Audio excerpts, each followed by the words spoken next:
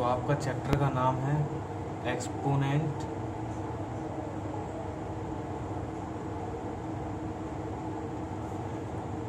Power. तो exponent का सही मतलब क्या है, इसमें मतलब एक्सपोनेंट का मतलब क्या है, तो उसके लिए बात करते हैं।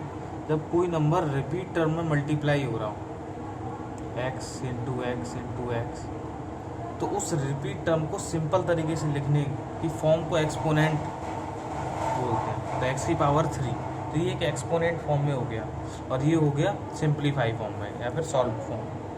तो इसी तरीके से इसमें कुछ रूल्स होते हैं, उनके द्वारा ही हम इसकी एक्सरसाइज को सॉल्व करेंगे। तो मैं कुछ पहले आपको रूल्स बता देता हूँ इसके लिए। पहला रूल कि पहले तो आपका यही है कि कोई भी टर्म बार बार मल्टीप्लाई हो रहा हो, जैसे x और y इंटू वाई, x और y में फ़र्क तो पता चल ही रहा होगा। तो यहाँ x 3 बार है, तो हम इसको लिखेंगे x की पावर 3 इंटू वाई की पावर 3, और आप चाहें तो x की पावर 3 y की पावर 3 और इसको होल में भी एक में भी डाल सकते हैं, है ना, ब्रैकेट लगा के। इसका मतलब है कि ये दोनों पे पावर। तो हम कुछ इसके रूल्स के लिए बात कर लेते हैं। तो सबसे कॉमन रूल है इसका, जो बहुत पहले से यूज होता आ रहा है, आपको पता भी होगा, कि जब कोई दो टर्म, जैसे किसी पावर x है और दूसरे की पावर y है, जब बेस नीचे ए ही होगा, जब बेस सेम हो, यानी कि नीचे वाला बेस सेम हो, इसको एक्सपोनेंट पावर बोलते हैं, है ना। एक्सपोनेंट बोल सकते हो या पावर बोल सकते हो। जब बेस सेम हो, मैं दोबारा से लिख देता हूँ, ए की पावर x का मल्टीप्लाई अगर ए की पावर y में हो रहा हो, तो इसमें पावरें जुड़ जाती हैं, ठीक है। इसी तरीके से अगर डिवाइड हो रहा हो तो पावरें आपस में माइनस हो जाती हैं। तो इसी से एक रूल निकलता है डिवाइड वाले से, आप समझिए। जब कोई नंबर उल्टा लिखा हुआ है ना, अगर कोई एक ए लिखा हुआ है, तो पहले तो एक बात समझिए, रूल नहीं है, मैं एक बात चीज़ बता रहा हूँ, आपको पता होगी। ए लिखा हुआ है तो ए की पावर अगर कोई नहीं है तो उसकी पावर 1 होगी 100%। तो अगर हम ये कहें आपसे कि a इंटू ए की पावर 5, तो आपको इसकी पावर 1 एज्यूम करनी होगी, तभी ए की पावर 6 हो जाएगा, है ना। 5 + 1 और 6।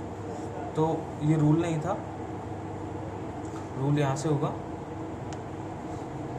जैसे कि आपका ये लिखा हुआ है कि पावर अपोजिट में माइनस में लिखी होती है, ए की पावर -7 लिखी है, तो इसका सेंस ये होगा 1/a की पावर 7।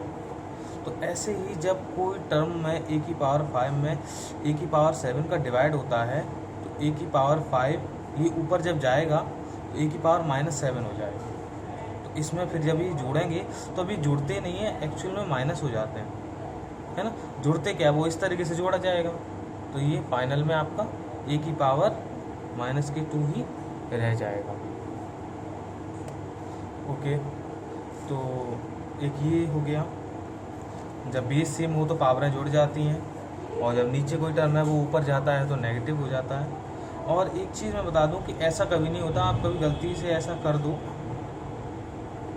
जैसे ए की पावर x प्लस ए की पावर y दिया है, तो इनके बीच में कुछ नहीं हो सकता, ध्यान रखें।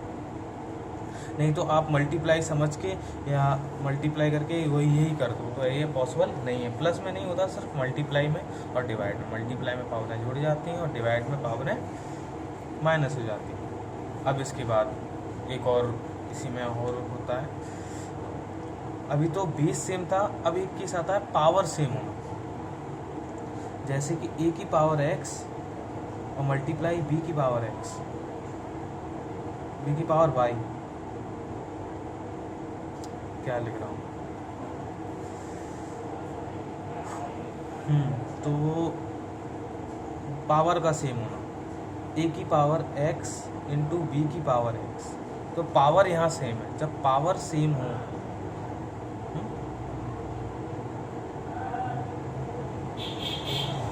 पावर सेम, तब इसमें हमारा 20 का मल्टीप्लाई हो जाता है।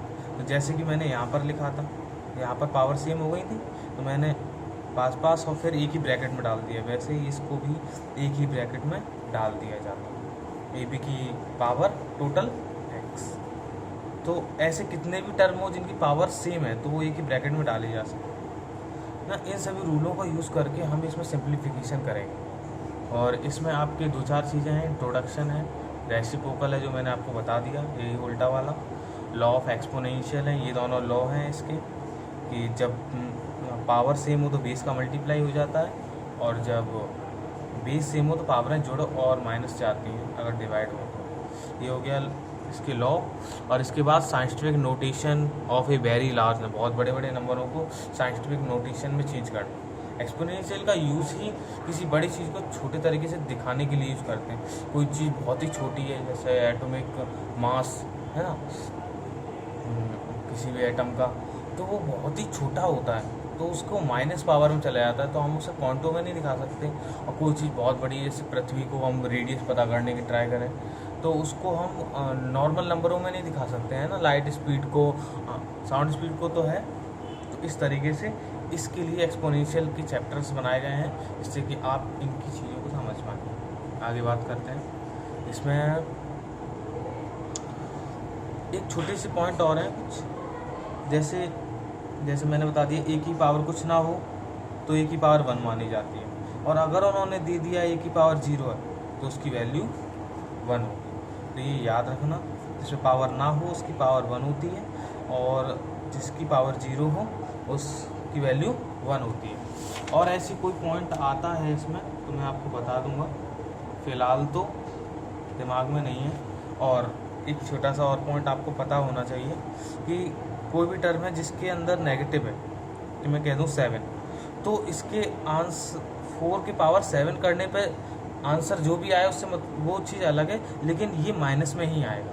तो अगर इसकी पावर ऑड है, ऑड आप जानते हैं ना, जो ऑड वो नंबर होते हैं जो 2 से डिविजिबल नहीं होते, तो जो 2 से डिविजिबल नहीं होंगे उसके आंसर हमेशा माइनस में आएगा, है ना। अगर एक टर्म है वो कई सारे टर्म्स हो जाते हैं तब उसमें अलग अलग चीज़ें हो जाती हैं, पर मैं स्पेशल इसके लिए बात करूं तो इसमें पावर 7 है तो इसका जो आंसर अगर हम इसको सॉल्व करते हैं तो ये माइनस छोड़ेगा।